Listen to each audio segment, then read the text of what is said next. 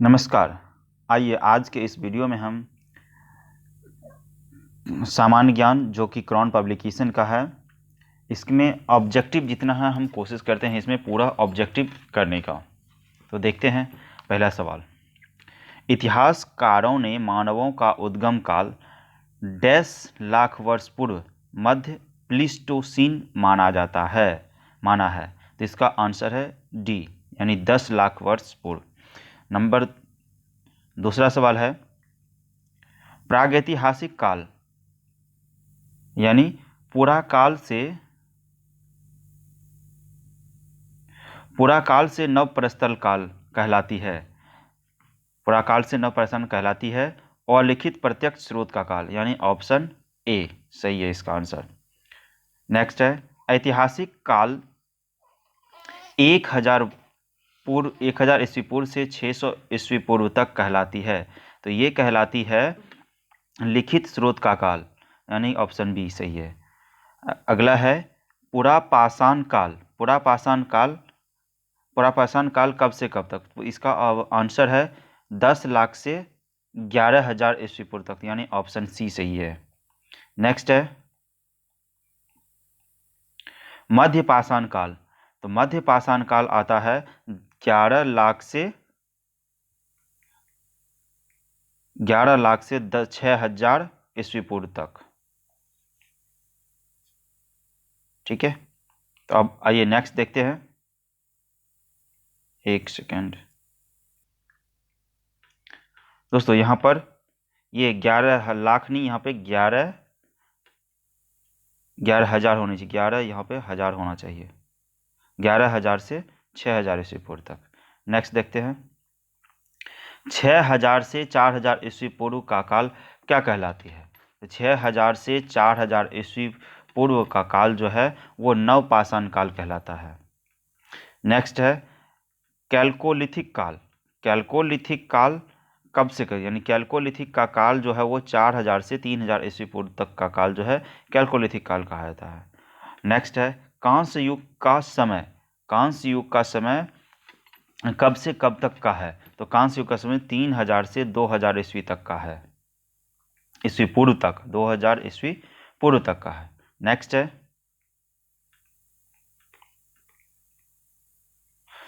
9 number सवाल, लोह युग का समय जो है 2000 से 1000 ईस्वी पूर्व तक का था।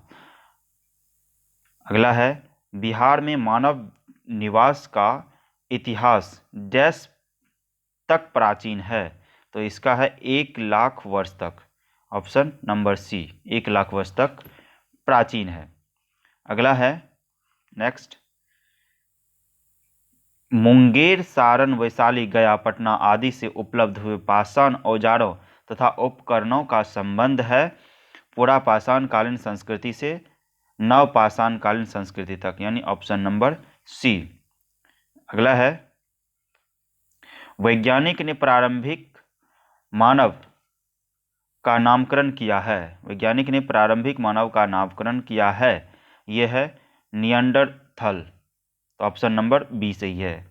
नेक्स्ट है, वाल्मीकि नगर पश्चिम चंपारण में है से प्राप्त उपकरण किस काल के हैं?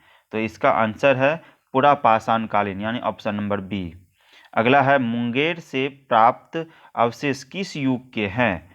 इसका आंसर है मध्यवर्ती प्रस्तर युग, यानी ऑप्शन नंबर बी। नेक्स्ट है, बिहार में आदि मानव के उपस्थिति के आरंभिक साक्ष्य कहाँ से प्राप्त हुआ है? तो ये हुआ है दोस्तों मुंगेर और नालंदा से, यानी ऑप्शन नंबर सी सही है। बिहार में आदि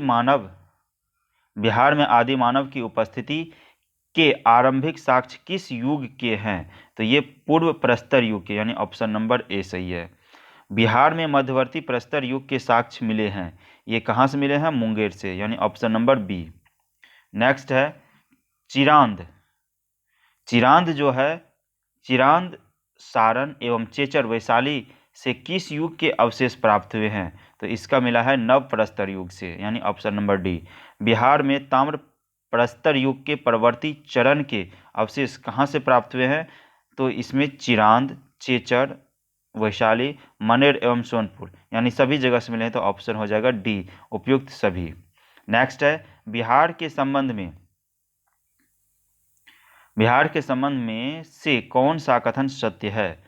तो बिहार इसमें यहाँ पुरातात्विक उत्खनन से पूर्व मध्य एवं उत्तरी पाषाणकालीन पत्थर के औजार एवं उपकरण मिले हैं, सही है ये। बिहार में आदि मानव निवास करते थे, ये भी सही है। बिहार में सबसे पुराने अवशेष पूर्व पुरापाषाण काल के हैं, यानी ये सभी सही हैं, तो ऑप्शन हो जाएगा डी। नेक्स्ट देखते हैं,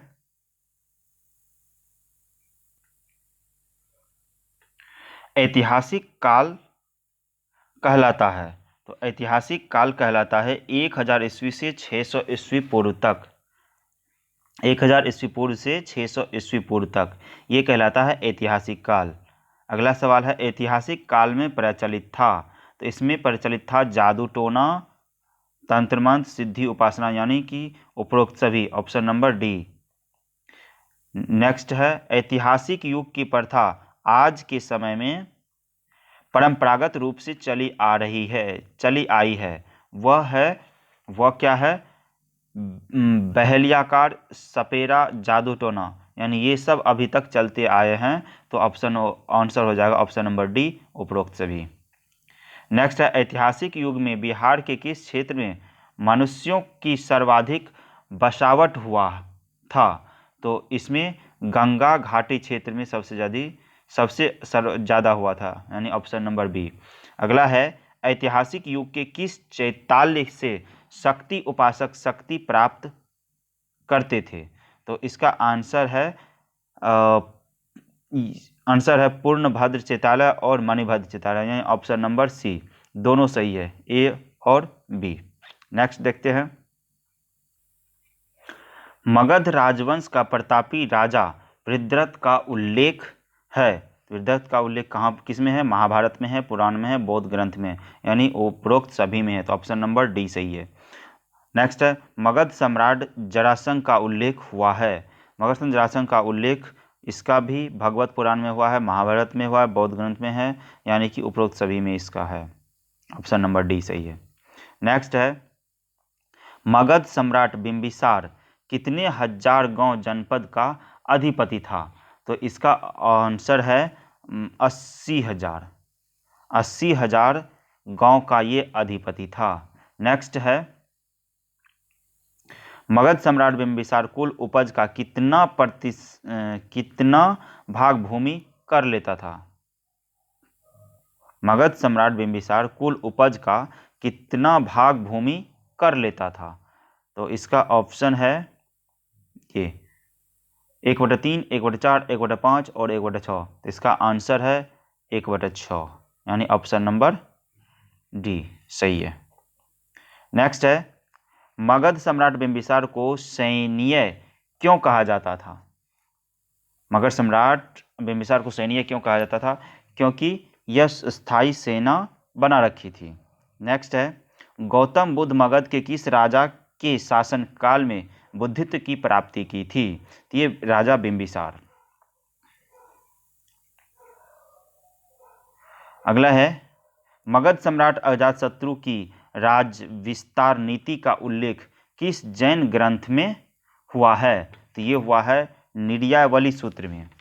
नेक्स्ट है मगध सम्राट अजातशत्रु के शासनकाल में मगध और वैशाली के बीच कितने वर्षों तक युद्ध चला? तो ये चला था 14 वर्ष तक, ऑप्शन नंबर ए। नेक्स्ट है मगध सम्राट अजातशत्रु के शासनकाल में प्रथम बौद्ध संगीति का आयोजन राजगिरी में कब हुआ था? तो ये हुआ था 483 ईस्वी पूर्व, यानी ऑप्शन नंबर सी।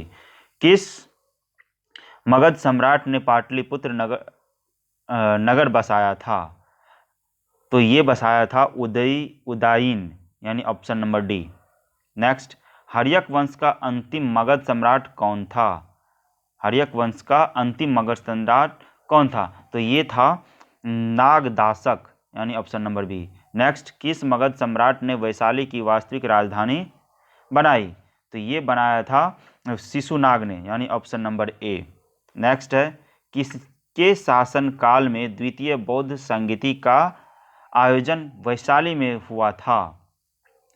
तो ये हुआ था कालाशोक, यानी ऑप्शन नंबर सी। नेक्स्ट है, किस मगध सम्राट को बौद्ध ग्रंथों में अग्रसेन अर्थात प्रचंड सेना का स्वामी कहा गया है? तो ये है महापद्नंद, ऑप्शन नंबर डी। नेक्स्ट है, किस मगध सम्राट ने अपने दरबार में चाणक्य को अपमानित किया था? घननंद ने, यानी ऑप्शन नंबर ए। मगध सम्राट घननंद पर चंद्रगुप्त और विजय गाथा का वर्णन नाटककार विशाखादत्त के किस नाट्य पुस्तक में हुआ है? तो ये हुआ है मुद्राराक्षण में। नेक्स्ट, किस मगध सम्राट ने व्याकरणाचार्य पाणिनि को पुरुषपुर पेशावर से पाटलिपुत्र आमंत्रित किया था? तो ये किया था किसने? महापद्नंद ने, यानी ऑप्शन नंबर बी। किस सम्राट ने भारत में सर्वप्रथम केंद्रीकरण व्यवस्था स्थापित किया था? तो ये किया था चंद्रगुप्त मौर्य ने, ऑप्शन नंबर ए। मौर्यकालीन शासन व्यवस्था कितने प्रांतीय भागों में विभक्त था? तो ये था 5 भागों में, यानी ऑप्शन नंबर सी। नेक्स्ट है, वह ग्रंथ जिसमें पाटलिपुत्र प्रशासन का वर्णन उपलब्ध है? ये है इंडिका में, यानी ऑप्शन नंबर बी। नेक्स्ट, मौर्यकालीन राजा व्यवस्था के किस अंग का प्रमुख होता था? मौर्यकालीन राजा व्यवस्था के किस अंग का प्रमुख होता था? तो ये होता था कार्यपालिका, व्यवस्थापिका और न्यायपालिका, यानी तीनों का प्रमुख होता था। तो ये इसका आंसर हो जाएगा ऑप्शन नंबर डी, उपरोक्त सभी। नेक्स्ट है, मौर्यकालीन नगर प्रशासन में कितनी समितियों का सहयोग रहता था? तो इसमें रहता था 6 समितियों का, यानी ऑप्शन नंबर सी। नेक्स्ट देखते हैं, मौर्यकालीन मंत्री परिषद में कितने मंत्री होते थे? तो इसमें होता था 12 से 20, यानी ऑप्शन नंबर डी। नेक्स्ट है, मौर्यकालीन केंद्रीय शासन संचालन के लिए कई विभाग बनाए गए थे। उन विभागों को क्या कहा जाता था? तो इसमें कहा जाता था तीर्थ, यानी ऑप्शन नंबर सी।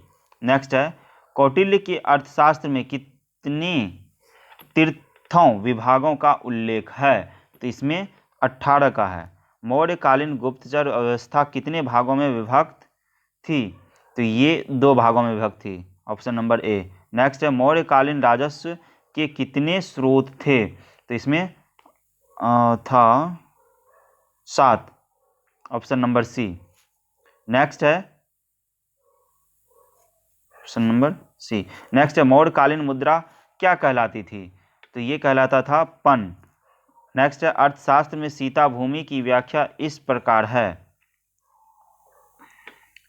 भूमि पर खेती से प्राप्त होने वाली आय। ये सही है, ऑप्शन नंबर ए। मौर्य सम्राट बिंदुसार के राज दरबार में यूनानी शासन एंटियोकस प्रथम ने किसे राजदूत बनाकर भेजा था? तो इसमें मेगास्थनीज को भेजा था, तो ऑप्शन नंबर डी।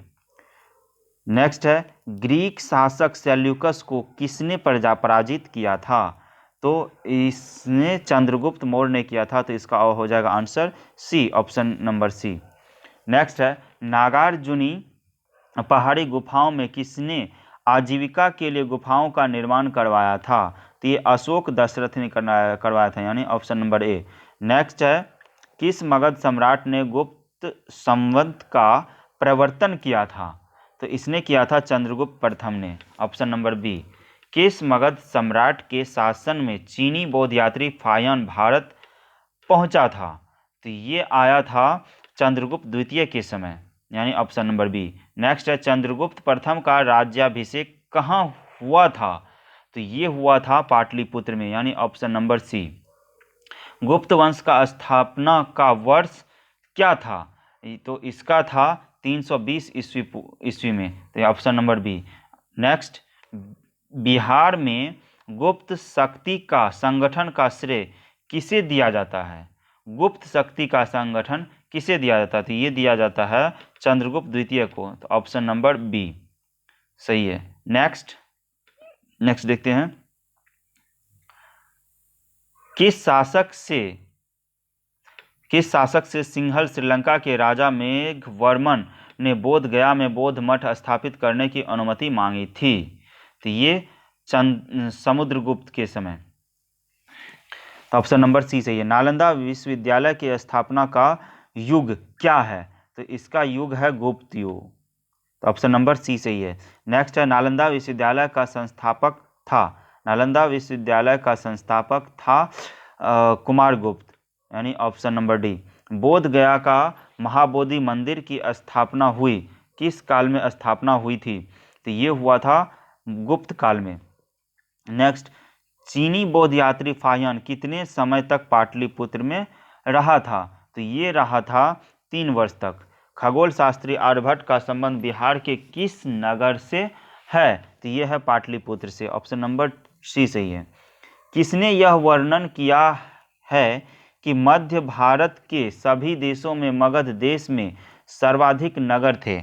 धनपतियों ने यहाँ चिकित्सालय बनवाए थे जहाँ रोगियों को निःशुल्क भोजन तथा दवाएं दी जाती थी। तो ये है फाहियान ने यह वर्णन किया था। नंबर 45। नेक्स्ट है, चीनी बौद्ध तीर्थयात्री हेनसांग ने बिहार के किस विश्वविद्यालय में अध्ययन किया था?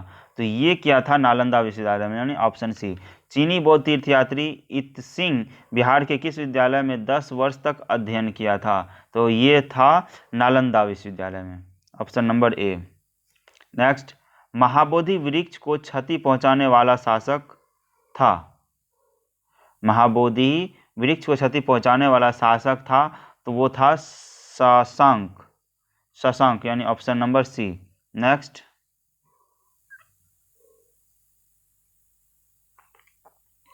गुप्तवंशी शासक किस धर्म को मानने वाले थे? तो ये जो थे गुप्तवंशी, ये बौद्ध धर्म को मानने वाले थे। किस धर्म को? बौद्ध धर्म को। मगध के किस परवर्ती गुप्तवंश का अंतिम शासक था? मगध के किस परवर्ती गुप्तवंश का अंतिम शासक था? तो ये था जीवित गुप्त। नेक्स्ट देखते हैं, गुप्त काल की समाप्ति के बाद किस वंश का शासन मगध में स्थापित हुआ? तो ये हुआ था मोखरी वंश का। तो ऑप्शन नंबर डी सही है। आइए देखते हैं नेक्स्ट,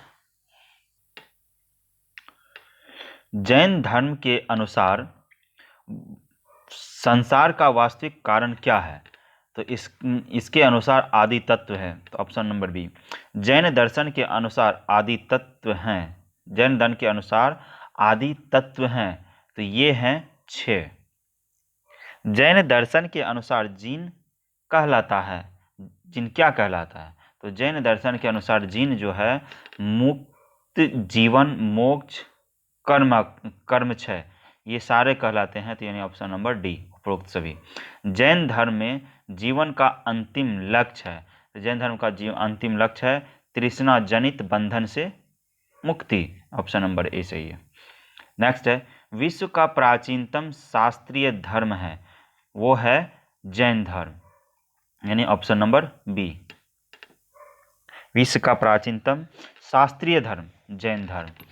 नेक्स्ट है, जैन धर्म कहाँ से विस्तार पाया था? जैन धर्म बिहार से विस्तार पाया था। ऑप्शन नंबर सी। जैन धर्म के पहले तीर्थंकर थे।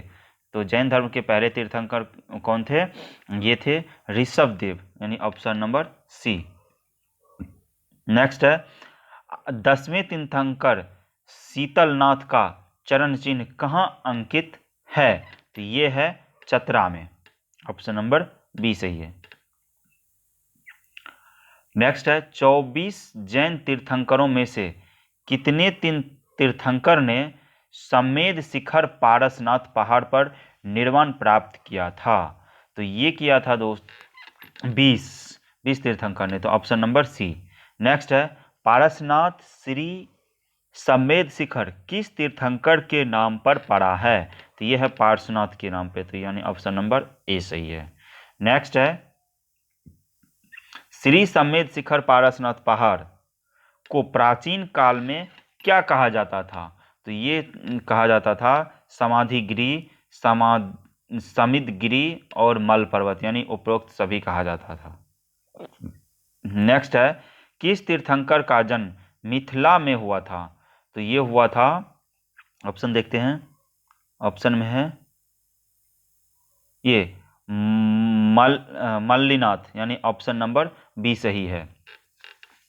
नेक्स्ट है किस तीर्थंकर का जन्म चंपापुरी भागलपुर के निकट में हुआ था?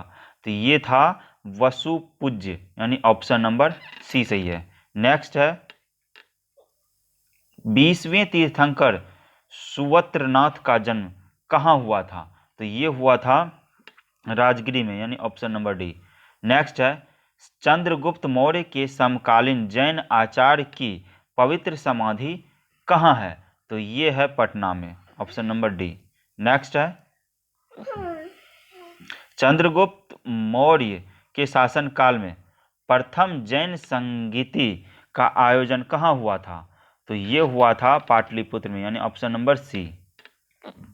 नेक्स्ट है प्रथम जैन संगीति की अध्यक्षता किस जैन आचार्य ने की थी? तो ये की थी स्थूलभद्र ने, ऑप्शन नंबर ए। नेक्स्ट है किस जैन संगीति के पश्चात जैन धर्म दिगंबर एवं श्वेतांबर में विभाजित हो गया था? तो ये हुआ था प्रथम संगीति, ऑप्शन नंबर ए। नेक्स्ट है दिगंबर के उप संप्रदाय हैं, दिगंबर उप संप्रदाय है 20पंथी, 13पंथी, समैयापंथी, यानी उपरोक्त सभी, ऑप्शन नंबर डी सही है।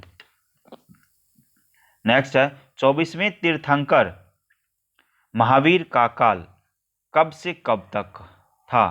तो ये था 540 ईस्वी पूर्व से 468 ईस्वी पूर्व तक, यानी ऑप्शन नंबर बी। नेक्स्ट है जैन धर्म के किस शास्त्र को वेद में सम्मिलित किया गया है? तो ये है आगम शास्त्र, यानी कि आगम शास्त्र को जैन धर्म के किस शास्त्र के वेदों को सम्मिलित किया गया है? आगम शास्त्र को जैन धर्म में सम्मिलित किया गया है, ऑप्शन नंबर ए। नेक्स्ट है ऋग्वेद की ऋचाओं में किन दो जैन तीर्थकारों का उल्लेख है? तो ये है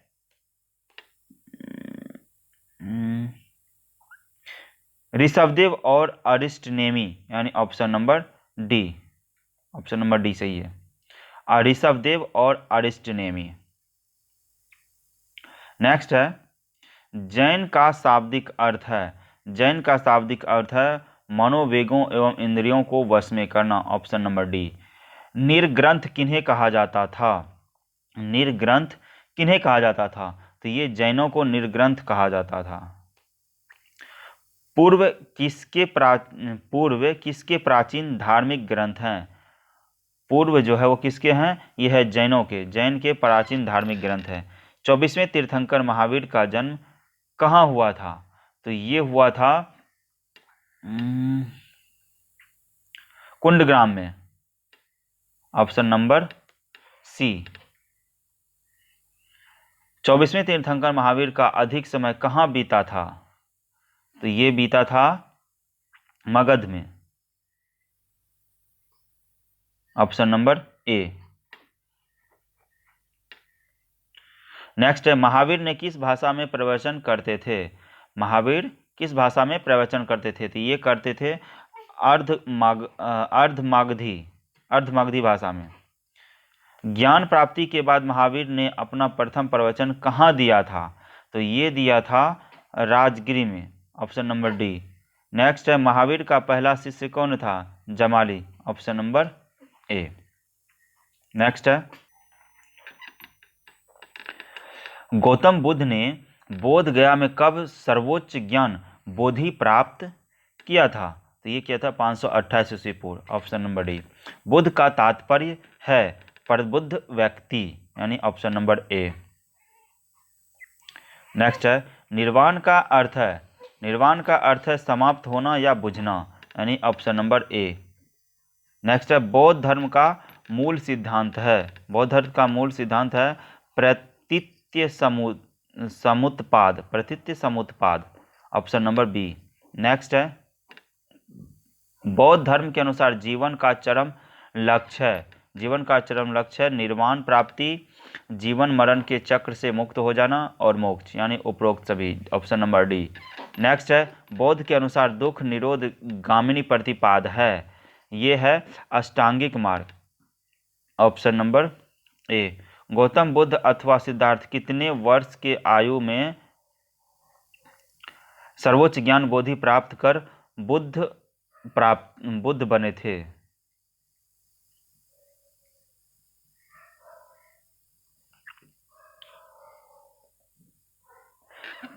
35 वर्ष की आयु में, यानी ऑप्शन नंबर सी। गौतम अथवा सिद्धार्थ का जन्म कब कपिलवस्तु के लुम्बिनी में हुआ था? तो ये हुआ था 563 ईस्वी पूर्व, यानी 8 का आंसर 3 सी। नेक्स्ट है, गौतम अथवा सिद्धार्थ का लालन पालन किसने किया था? तो इसने किया था प्रजापति गौतमी, इसकी मौसी थी शायद। नेक्स्ट है, गौतम अथवा सिद्धार्थ का गृह त्याग कहलाता है? तो ये कहलाता है महाभिनिष्क्रमण, महाभिनिष्क्रमण।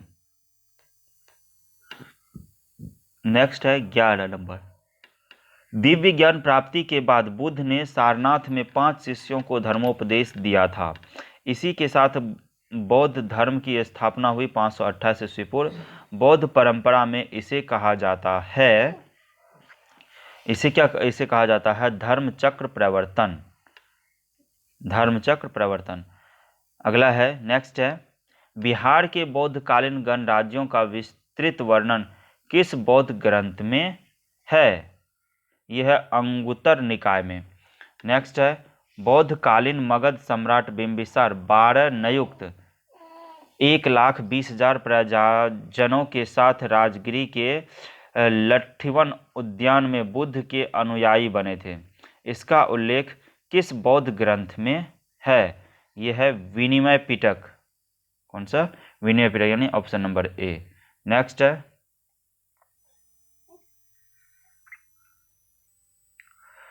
बुद्ध के समकालीन मगध सम्राट बिंबिसार कितने हजार ग्रामों का अधिपति था? तो ये था 80,000। बौद्धकालीन मगध की चर्चा है, तो ये बौद्धकालीन मगध की चर्चा अर्थवेद, पुराण, बौद्ध ग्रंथ, यानी उपयुक्त सभी में चर्चा है। नेक्स्ट है, राजगिरी नगर पांडव, गिज्झकूट, व्यवहार, इसीगिली और वेपुल आदि 5 पहाड़ियों से घिरा होने के कारण बौद्ध काल में गिरिव्रज कहलाता था। इसका उल्लेख किस बौद्ध ग्रंथ में है? तो यह है सत्यनिपात की अट्ठकथा, यानी ऑप्शन नंबर ए। नेक्स्ट है, बौद्ध धर्म की सबसे प्रमुख विशेषता जिसने इसके प्रचार में सहायता प्रदान की, यह है लोक भाषा का प्रयोग। गौतम बुद्ध वैशाली प्रवास कहाँ किया था? तो ये किया था लुवग्रान, ऑप्शन सी। नेक्स्ट है, बौद्ध भिक्षुणी आम्रपाली ने एक कविता अपनी वृद्धावस्था एवं वृद्ध के सत्य वचनों को प्रतिपादित करती हुई लिखी थी। यह कविता किस पुस्तक में संग्रहित है? यह है थेरी गाथा में, यानी ऑप्शन नंबर ए। नेक्स्ट है, बौद्ध ग्रंथ सतपथ, ब्राह्मण, विनय पिटक आदि की रचना कहाँ हुई थी? ये हुई थी बिहार में। गंडक नदी का उल्लेख किस बौद्ध ग्रंथ में हुआ है? तो ये हुआ है सतपथ ब्राह्मण, ऑप्शन नंबर ए। नेक्स्ट है, बुद्ध के कथनानुसार बौद्धकालीन राजाओं के तृष्णा एवं अविद्यानाश निवारण के लिए स्थापित किए थे। तो ये किया था ऑप्शन महाविहार, विश्वविद्यालय और संघाराम, तीनों जगह किया था, यानी उपरोक्त सभी, ऑप्शन नंबर डी सही है। नेक्स्ट, वैशाली के लिच्छवियों ने अविद्या निवारण के लिए कितने संघाराम स्थापित किए थे? तो ये किया था 7,707 ऑप्शन नंबर सी। नेक्स्ट है रुमिनदेई। रुमिनदेई किस घटना से संबंधित है? ये है बुद्ध का जन्म से संबंधित। नेक्स्ट है सुत्त साहित्य किस धर्म में संबंधित है? सुत्त साहित्य किस धर्म से संबंधित है? तो ये है बौद्ध धर्म से। प्रथम बौद्ध संगीति कहाँ हुई थी? तो ये हुआ था राजगिरी में। द्वितीय बौद्ध संगीति कहाँ हुई थी? तो ये हुआ था वैशाली में, यानी ऑप्शन नंबर बी। तृतीय बौद्ध संगीति कहाँ हुई थी? तो ये हुआ था पाटलिपुत्र में, ऑप्शन नंबर सी। नेक्स्ट है प्रथम बौद्ध संगीति मगध सम्राट अजातशत्रु के शासनकाल में राजगिरी की सप्तपर्णी गुफा में हुई थी। इस बौद्ध संगीति के पश्चात किस बौद्ध ग्रंथ की रचना हुई थी? तो ये होता सुत्त और विनय पिटक की, ऑप्शन नंबर ए। नेक्स्ट है तृतीय बौद्ध संगीति अशोक के शासन में पाटलिपुत्र के अशोकाराम विहार में आयोजित हुई थी। इस आयोजन की अध्यक्षता किसने किया था? तो इसका किया था सी तिस्य ने। पाटलिपुत्र में हुई तृतीय बौद्ध संगीति के पश्चात किस बौद्ध ग्रंथ की रचना हुई थी? अभिधम्म पिटक, विनय पिटक, सुत्त पिटक, ततीयवत सूत्र। तो इसका आंसर है अभिधम्म पिटक, ऑप्शन नंबर ए। नेक्स्ट है बौद्ध संघ में स्त्रियों के प्रवेश की अनुमति बुद्ध द्वारा कहाँ पर दी गई थी? तो इसका आंसर है ये दिया गया था वैशाली में, यानी ऑप्शन नंबर डी सही है इसका। नेक्स्ट है गौतम बुद्ध की शिक्षाएं सर्वप्रथम संकलित की गई, सर्वप्रथम त्रिपिटक में संकलित की गई थी। बौद्ध दर्शन के अनुसार कारण एवं कार्य के सिद्धांत को इस प्रकार जाना जाता है, ये है प्रतीत समुत्पाद के रूप में जाना जाता है। नेक्स्ट है बौद्ध धर्म का हीनयान संप्रदाय विश्वास करता है, ये करता है गौतम बुद्ध एक महामानव है, अवतार नहीं, ऑप्शन नंबर ए सही है। अगला है किस बौद्ध ग्रंथ से संघ जीवन के नियम प्राप्त होते हैं? तो ये प्राप्त होता है विनय पिटक से, ऑप्शन नंबर सी से। नेक्स्ट है बौद्धकालीन अभिलेख किस भाषा में लिखे गए हैं? तो ये लिखा गया है पाली भाषा में, ऑप्शन नंबर बी। वैशाली में हुई द्वितीय बौद्ध संगीति के पश्चात बौद्ध संघ विभक्त हो गया था, तो ये हो गया था महासांघिक में, ऑप्शन नंबर बी। नेक्स्ट है बौद्ध धर्म की किस शाखा में अनात्म सिद्धांत एवं पदगल को मान्यता दी गई है? तो ये दिया गया है सर्वास्तिक, ऑप्शन नंबर ए। नेक्स्ट है बुद्ध के अनुसार निम्नलिखित में से किससे निर्वाण की प्राप्ति होती है? तो ये होता है अष्टांगिक मार्ग का अनुपालन से। नेक्स्ट है अष्टांगिक मार्ग की संकल्पना का अंग है, तो ये है धर्मचक्र प्रवर्तन यानी ऑप्शन नंबर डी से। नेक्स्ट है न्याय शास्त्र से संबंधित ग्रंथ तत्व चिंतामणि की रचना कहाँ हुई थी? तो ये हुआ था ऑप्शन नंबर बिहार में, ऑप्शन नंबर सी। नेक्स्ट है बौद्धकालीन बिहार के गांवों के समूह कहा जाता था, तो क्या कहा जाता था? आपन कहा जाता था, आपन यानी ऑप्शन नंबर ए। नेक्स्ट है बौद्धकालीन बिहार में कितने प्रकार के शिल्प प्रचलित थे? तो इसमें जो है प्रचलित था 25 प्रकार के, 25। नेक्स्ट है बौद्ध ने विवाह योग बालिकाओं को किस प्रकार का उपदेश दिया था? तो ये दिया था शिल्प बनाने का, यानी कि ऑप्शन नंबर ए सही है। नेक्स्ट है बुद्ध के समय बिहार में बैलों की जोड़ी कितने कितने कहापन प्रचलित मुद्रा में मिलता था? तो ये मिलता था 24 महापन। 24 महापन। नेक्स्ट है, गौतम बुद्ध ने वैशाली में अंतिम वर्षावास किया था, उस वर्षावास की संख्या क्या थी? तो इसमें ये था 45। नेक्स्ट है, बुद्ध का महापरिनिर्वाण कब हुआ? बुद्ध का महापरिनिर्वाण कब हुआ? ये हुआ था 483 ईस्वी पूर्व। बुद्ध के महापरिनिर्वाण के पश्चात कौन बौद्ध संघ का प्रधान बना था? तो ये था महाकश्यप। नेक्स्ट है, बिहार में हुए बौद्ध संगति के पश्चात कौन सा बौद्ध संगति का प्रतिपादन हुआ था? तो ये हुआ था प्रतीत्य समुत्पाद। Option number B. नेक्स्ट देखते हैं, 12वें जैन तीर्थंकर वसुपूज्य का जन्म कहाँ हुआ था? ये हुआ था चंपा में। बिंबिसार कालीन मगध की चर्चा हुआ था, ये हुआ था अथर्ववेद, अंगुत्तर निकाय और महाभारत, उपरोक्त सभी में ऑप्शन नंबर डी सही है। किस मगध सम्राट ने मगध की राजधानी राजगिरी से पाटलिपुत्र किया था? तो ये किया था उदयभद्र ने, ऑप्शन नंबर डी। मगध सम्राट कालाशोक के शासनकाल में वैशाली में बौद्ध संगति हुई थी, तो ये हुआ था द्वितीय बौद्ध संगति में। नेक्स्ट है, किस नाट्य संरचना में उल्लेख है कि नंद शासक घनानंद को गद्दी से हटाकर चंद्रगुप्त मौर्य ने मगध का शासक बना था? तो ये था मुद्रा राक्षस। नेक्स्ट है, किस मगध सम्राट ने पाटलिपुत्र में तृतीय बौद्ध संगति का आयोजन करवाया था? तो ये अशोक ने करवाया था। किस खगोल शास्त्री ने सर्वप्रथम यह सिद्ध किया था कि प्रकृति के नियम के अनुसार सभी चीजें धरती पर गिरती है? तो ये ब्रह्मगुप्त।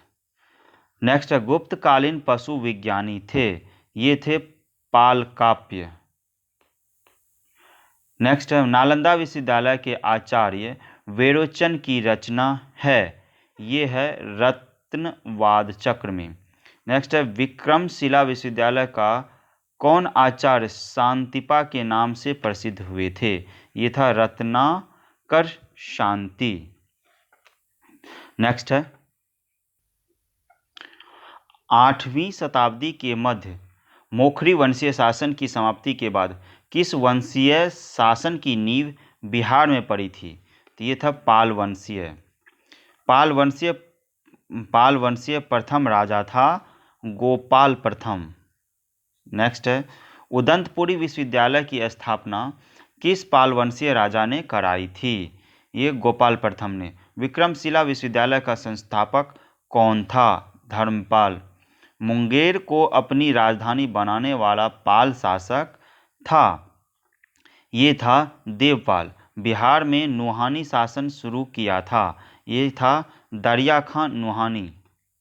बाबर को किसने इब्राहिम लोदी पर आक्रमण करने के लिए आमंत्रित किया था? दौलत खां ने। शेर खां ने कब हुमायूं को पराजित किया था? 26 जून 1539 को। शेर खां ने कब हिंदुस्तान का बादशाह के रूप में राज्याभिषेक करवाया था? 10 जून 1540 को। बिहार की राजधानी बिहार शरीफ से किसने पटना कर दिया था? शेरशाह ने। नेक्स्ट है, बिहार में पालयुग में कांस्य से निर्मित मूर्ति की एक उन्नत शैली का विकास हुआ था। इस उन्नत शैली का निर्माण में निर्णायक देन थी धीमन और विट्ठल पाल की। नेक्स्ट है, पालकालीन कलाकार धीमन और विट्ठल पाल कहाँ के निवासी थे? नालंदा के। चित्रित पांडुलिपि, अष्टसहायक शरिक, प्रज्ञापरमित और पंचरत्न किस युग के थे? पाल युग के। पालकालीन चित्रकला का भित्ति चित्र रूप कहाँ से प्राप्त हुआ है?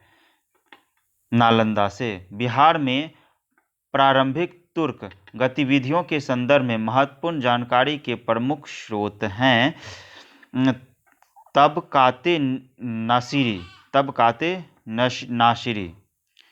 पाल काल में श्रीनगर भुक्ति किसे कहा जाता था? मगध को। तिरहुत में फिरोज तुगलक ने किस वंश का शासन आरंभ करवाया था? वैनवार वंश ने। संध्याकर नंदी किस पालवंशीय राजा का राजकवि था? रामपाल। मिथिला के कर्नाट शासकों का अंत किस सुल्तान के द्वारा हुआ था? नियासुद्दीन तुगलक के द्वारा। Option number A, Ghiyasuddin Tughlaq. Bakhtiyar Khilji का आक्रमण किस पाल वंशीय शासक के कार्यकाल में हुआ था? रामपाल के शासनकाल में। बख्तियार खिलजी का आक्रमण बिहार में कब हुआ था? 1197 ईस्वी में। तिरहुत में एक टकसाल शहर की नींव किसने डाली थी? गियासुद्दीन तुगलक ने। नेक्स्ट है, किस तिब्बती बौद्ध यात्री ने नालंदा और उदंतपुरी में हुए बख्तियार खिलजी के आक्रमण का वर्णन किया था? धर्मस्वामिन। तुगलक काल में बिहार की राजधानी कहाँ स्थापित था? बिहार शरीफ में। बिहार में तुर्क सत्ता की स्थापना कब हुई? 1198 ईस्वी में। बख्तियार खिलजी ने अपनी राजधानी कहाँ स्थापित किया था? उदंतपुर में। नेक्स्ट, बख्तियार खिलजी की हत्या सैनिक अधिकारी अली मर्दान खां ने कहाँ कर दी थी? देवकोट में। बख्तियार खिलजी के शव को दफनाया गया था। कहाँ दफनाया गया था? बिहार शरीफ में। इतिहास पुस्तकें रियास उस सलातीन और तबाकत ए नासिरी में किस तुर्क शासक का प्रशासनिक जानकारी उपलब्ध होती है?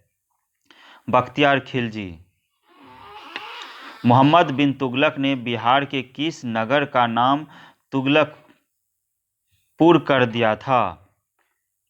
तिरहुत का। बिहार को दिल्ली सल्तनत के अधीन किसने किया था? इल्तुतमिश ने। इल्तुतमिश ने किसे पराजित कर बिहार पर अधिकार किया था? हुसामुद्दीन ऐवाज। मिथिला के कर्नाट वंश के शासक हरिसिंह देव को पराजित करने वाला सुल्तान था गियासुद्दीन तुगलक। सी। नेक्स्ट देखते हैं, किस मुगल बादशाह ने जजिया कर बंद कर देने का आदेश दिया था? रफी उद दरजत। नेक्स्ट है, सैयद बंधुओं के नियंत्रण व निगरानी में कौन मुगल बादशाह रहा था? रफी उद दौला। किस मुगल शासक के काल में बिहार पर बंगाल के नवाबों का नियंत्रण स्थापित हुआ? बहादुर शाह प्रथम। बाबर और इब्राहिम लोदी के बीच हुए युद्ध के समय बिहार का शासक कौन था? बाबर खां नुहानी। किस मुगल शासक का राज्याभिषेक पटना में हुआ था? Farrukhsiyar. Option number D. Ghaghra युद्ध से बाबर को क्या हासिल हुआ? तो इसको बक्सर और चौसा तक अधिकार हो गया। महमूद लोदी को बिहार से उड़ीसा भाग जाना पड़ा और बंगाल का शासक नुसरत शाह से संधि हो गई, यानी उपरोक्त सभी। Option number D. नेक्स्ट है, पटना चित्रशैली की नींव किसके सूबेदारी काल में पड़ी? अजीम की काल में। बाबर के समय बिहार का कुल वार्षिक राजस्व था 4,05,60,000। Option number D. नेक्स्ट है, हुमायूं के समय बाबर पर किसका अधिकार था? हुमायूं के समय बाबर पर किसका अधिकार था? तो अफगानियों का। Option number B.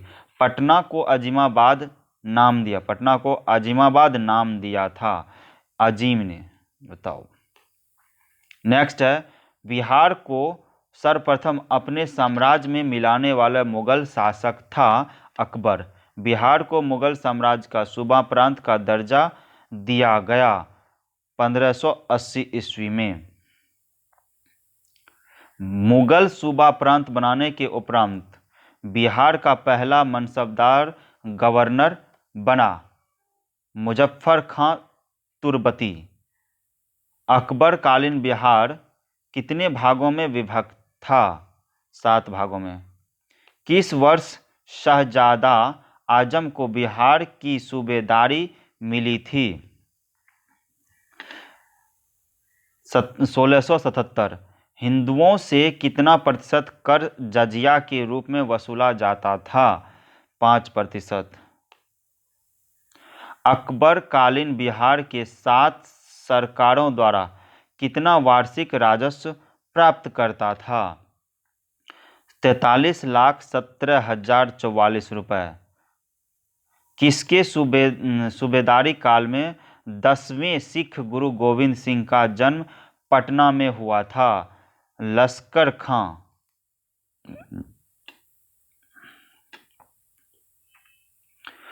कुंवर मानसिंह को कब बिहार का मनसबदार सूबेदार बनाया गया था? 1587 में। मुमताज महल का भाई शाइस्ता खां किस वर्ष बिहार का सूबेदार बना था? 1639 ईस्वी में। पटना में बाग ए जफर खां का निर्माण किस सूबेदार ने कराया था? अलीवर्दी खां ने। किसके सूबेदारी काल में अंग्रेज यात्री बर्नियर पटना आया था?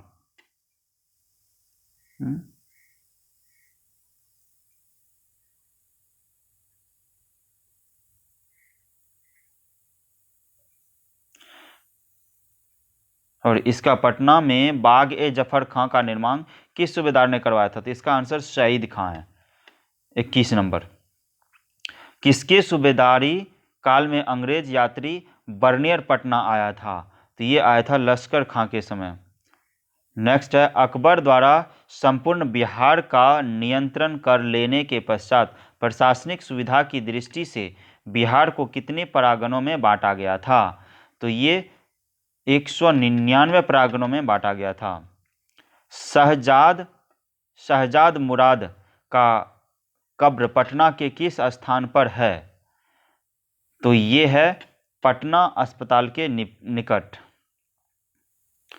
किसने पटना में एक मदरसे का निर्माण 1629 में करवाया था? सैफ खान ने। जहांगीर ने अकबर कालीन बिहार के मनसबदार सूबेदार के स्थान पर किसे बिहार का मनसबदार सूबेदार नियुक्त किया गया? इसमें किया गया था लाल बेग बाज बहादुर।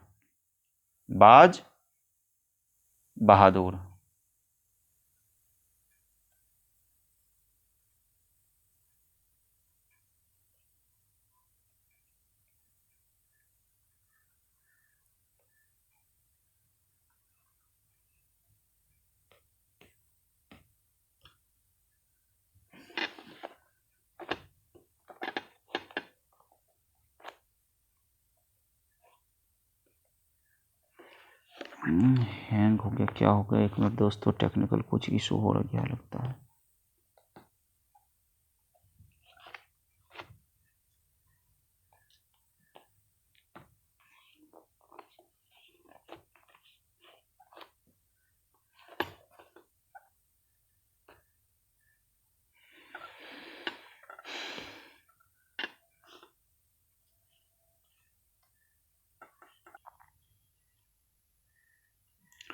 लाल बेग, बाज बहादुर।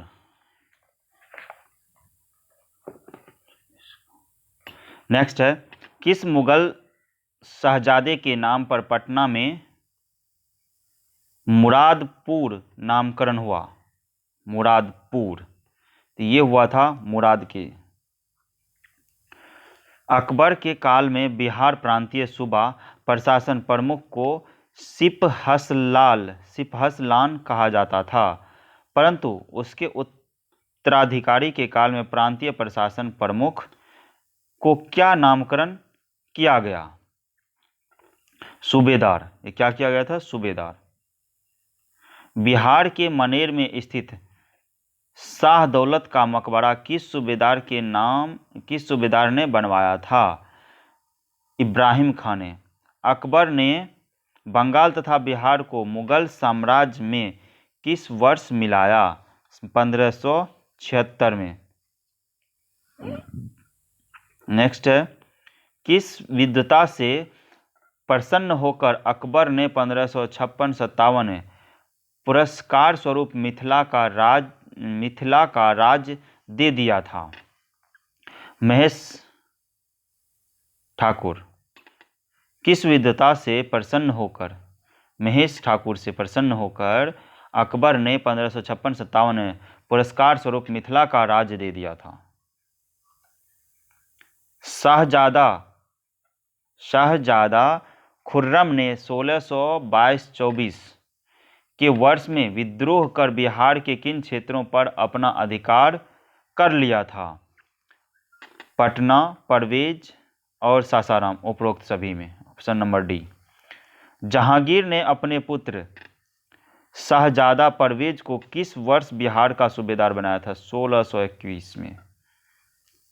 नेक्स्ट देखते हैं,